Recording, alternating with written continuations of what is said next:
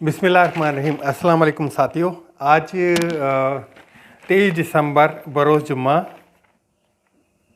का दिन है और आज के दिन का इमरान खान की तरफ से एक 26 नवंबर को एक बयान दिया गया था कि आज के दिन असम्बलियाँ तहलील कर दी जाएंगी केपी के और पंजाब की।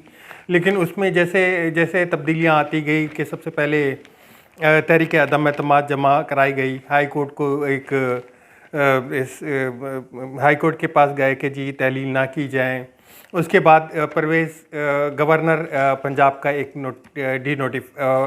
एक जो है वो एतमाद का वोट लेने के लिए कहा गया, जिसके ऊपर डिप्टी स्पीकर पंजाब असम्बली ने उनको एक लेटर भी लिखा और उसके ऊपर उनको अख्तियारात का अपना एक यकीनदहानी कराई।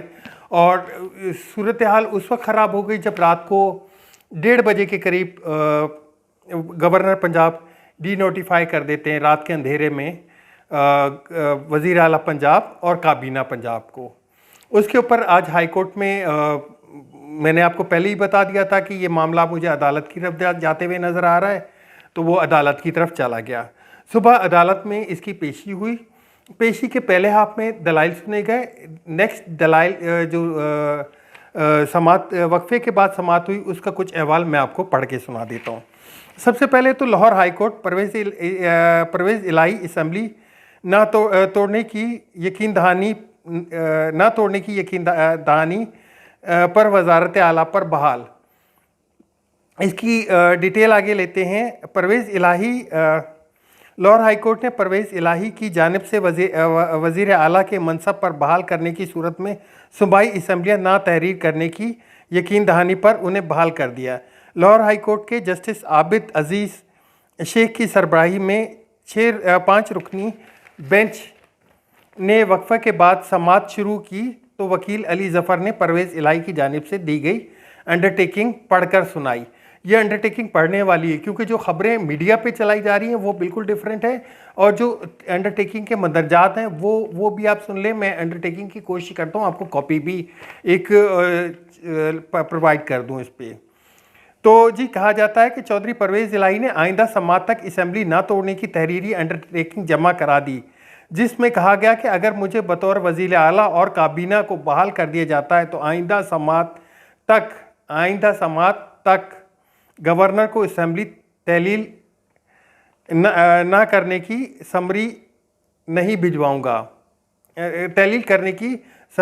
भिजवाऊंगा। यानी कि गवर्नर को कोई समरी नहीं भिजवाई जाएगी आइंदा समात तक कि असम्बली को तहलील किया जाए। अदालत में गवर्नर पंजाब के वकील ने कहा कि परवेज़ इलाही को 3 से 4 दिन एतमाद का वोट लेने का हुक्म दिया जाए। गवर्नर पंजाब ने, जो कि पहले उनको दूसरे ही दिन अपना एक ऑर्डर पास कर दिया था कि जी आप जो है एतमाद का वोट लें, क्योंकि उसमें नंबर शो करने थे परवेज़ इलाही ने। जबकि इससे पहले जो एक उन्होंने जो अदम एतमाद थी वो पेश की थी, जिसमें नंबर शो करने थे मुस्लिम लीग नून और पीडीएम के साथियों ने। तो वहाँ से भागते हुए ये डिनोटिफिकेशन पे आए।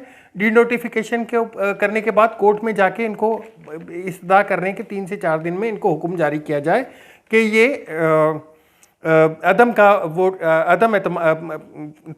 एतमाद का वोट लें वहाँ से। अगर परवेज़ इलाही एतमाद का वोट ले लेते हैं तो गवर्नर नोटिफाई करने का नोटिफिकेशन वापस ले लेंगे। लाहौर हाई कोर्ट ने गवर्नर पंजाब के वकील से कहा कि आप भी तहरीरी नोटिफिकेशन दे दें कि गवर्नर नोटिफिकेशन वापस ले लेंगे।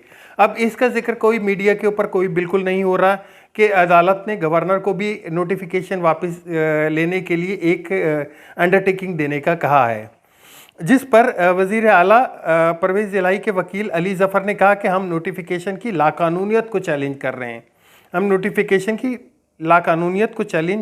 कर रहे हैं और चौधरी परवेज़ इलाही की जानिब से तहरीरी अंडरटेकिंग जमा कराने के बाद लाहौर हाई कोर्ट ने गवर्नर पंजाब की जानिब से नोटिफिकेशन करने का हुक्म मुअत्तल कर दिया।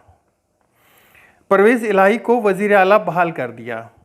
अदालत ने रिमार्क्स दिए कि हम इन्हें इत्मीनान का वोट लेने के पाबंद नहीं करते।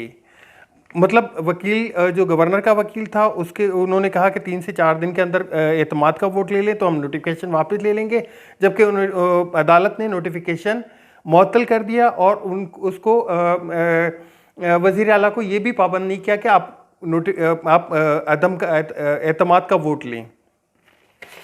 आगे चलते हैं जी। आगे लाहौर हाई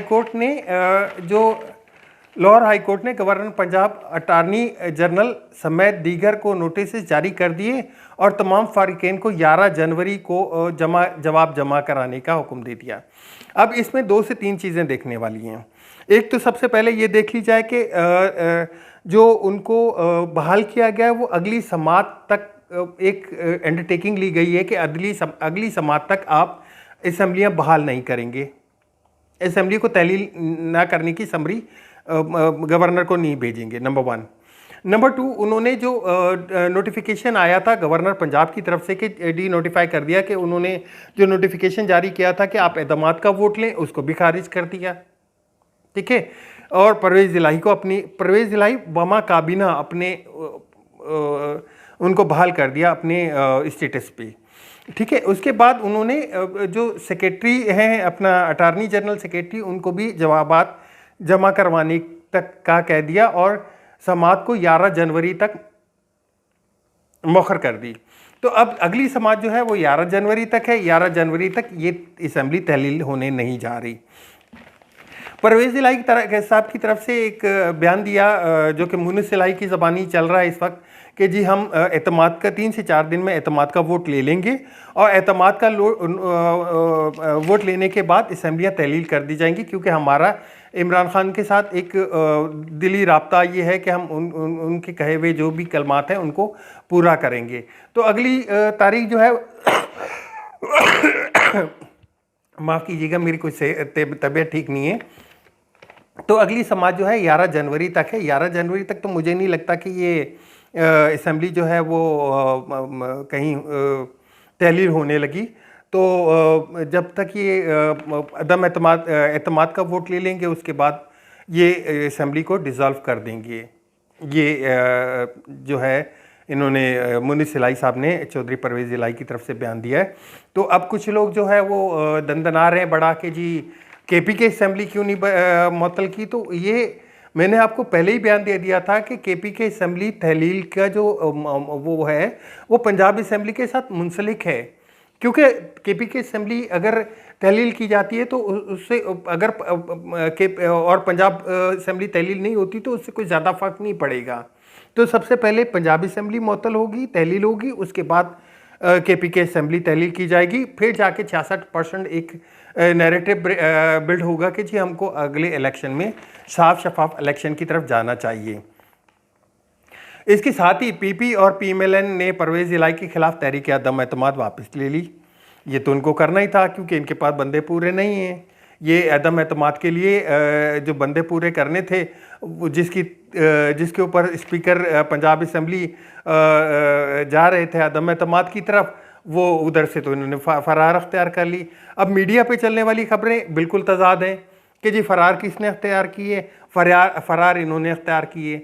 इन्होंने सबसे पहले तो अदम एतमाद का जमा करवा दी तहरीक ताकि असम्बली डिज़ोल्व ना हो सकें, और उसको जमा कराते ही वेरी नेक्स्ट डे गवर्नर साहब ने एक नोटिफिकेशन जारी कर दिया कि जी एतमाद का वोट लें। अब एतमाद का वोट लेने में ये थे कि परवेज़ इलाही को अपने बंदे पूरे करने थे, और उससे पहले तहरीक अदम एतमाद आ गई थी। तहरीक अदम एतमाद जब आ जाती है तो असम्बलियाँ तहलील नहीं की जा सकती। तो स्पीकर कौमी असम्बली ने ज़ाब्ते को इसी तरह रखा कि जी पहले हम अदम एतमाद पे चलेंगे, उसके बाद एतमाद की तरफ जाएंगे। लेकिन रात की तारीकी में 1:30 बजे के करीब ये नोटिफिकेशन जारी कर दिया गया, जिसके ऊपर इन्होंने डेट 22 दिसंबर 4 बजे का टाइम लिखा। लेकिन इसको जारी किया तकरीबन 7 से 8 घंटे डिले इन्होंने रात की तारीकी में इसको नोटिफिकेशन जारी कर दिया, और उसके ऊपर ये जो सारी कार्रवाई हुई वो है। अब देखा जाए इसमें कि फरार कौन इख्तियार कर रहा है और मुकाबला कौन कर रहा है, सामने कौन आ रहा है। लेकिन जो भी हो, आने वाले दिनों में ये लगता है मुझे कि ये जो है 11 जनवरी के बाद तक तहलील होने के चांसेस होंगे।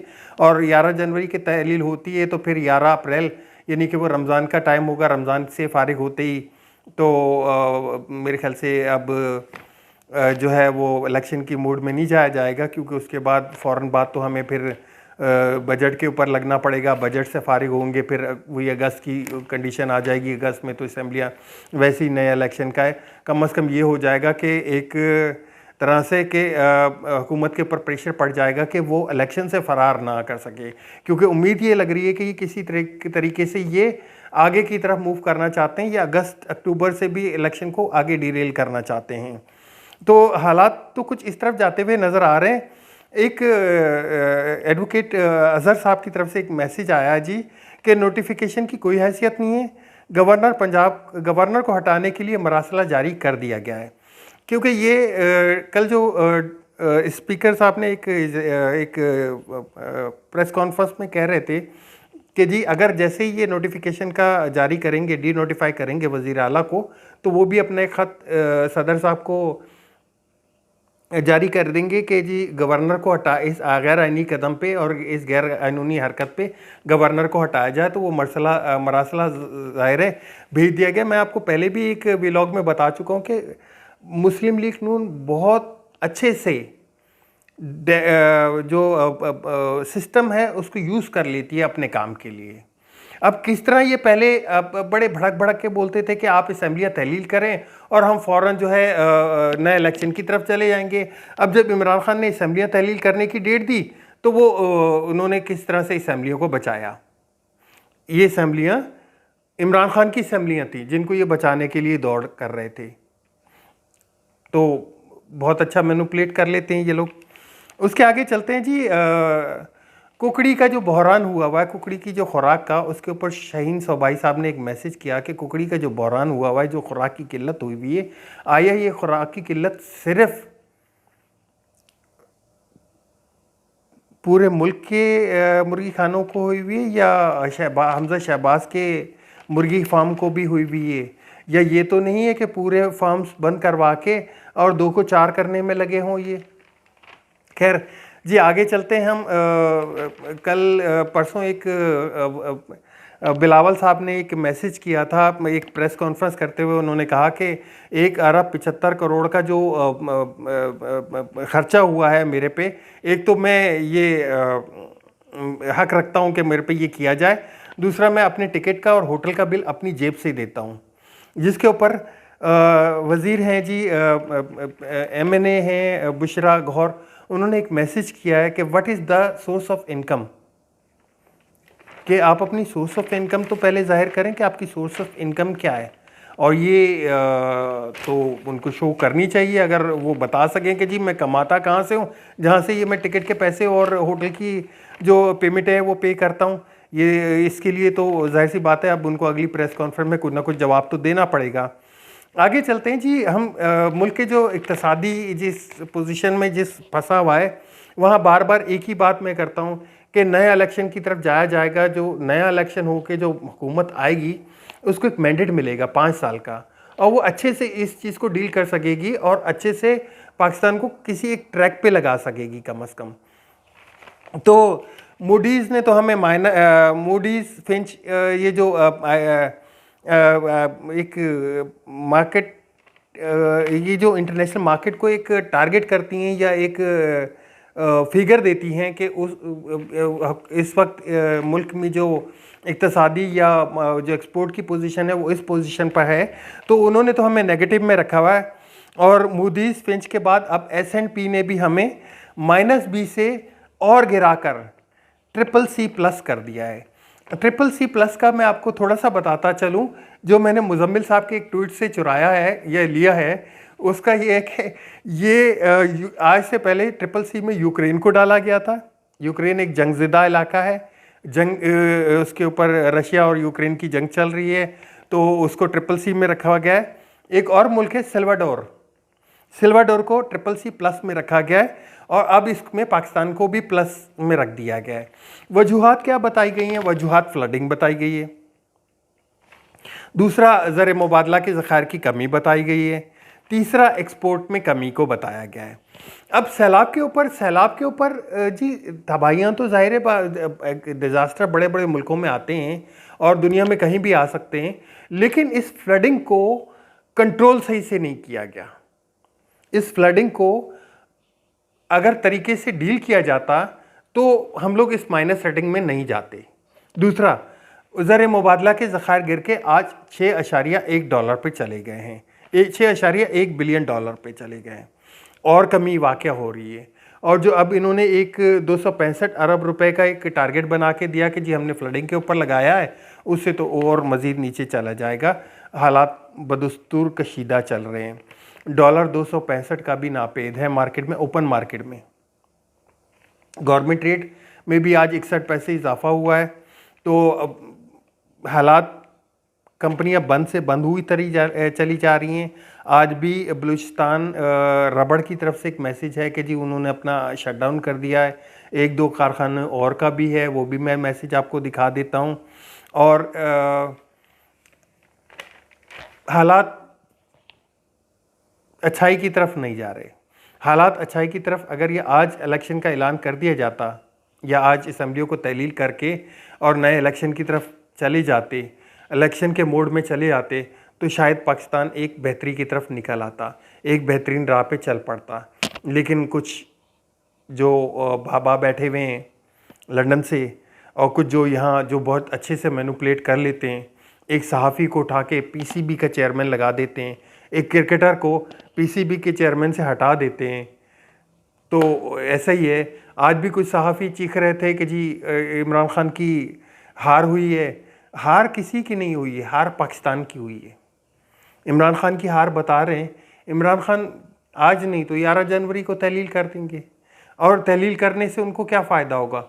हुकूमत को वो इलेक्शन की तरफ घसीट घसाट के लेके जाना चाहते हैं। इलेक्शन हो जाएंगे तो हो सकता है पाकिस्तान एक अच्छे ट्रैक पे चल पड़े, अच्छी हुकूमत आ जाए, लॉन्ग टर्म हुकूमत आएगी, लॉन्ग टर्म फैसले लेगी, लॉन्ग टर्म पॉलिसियाँ बयान करेगी। एक साल की गवर्नमेंट में ये नहीं किया जा सकता। अभी तो सबसे ज़्यादा आपको बजट में मसाइल दिखेंगे। जब हम रमज़ान से निकलेंगे और बजट की तरफ जाएंगे तो बजट में हमें बहुत मुश्किल हालात फेस करने पड़ेंगे। आज तक के लिए इतना ही, चलते हैं नेक्स्ट व्लॉग में मिलेंगे। एक दफ़ा फिर रिक्वेस्ट करूँगा, अपने चैनल का ख्याल रखें, चैनल को सब्सक्राइब करें, शेयर करें, लाइक करें, कमेंट करें, कमेंट ज़रूर करें।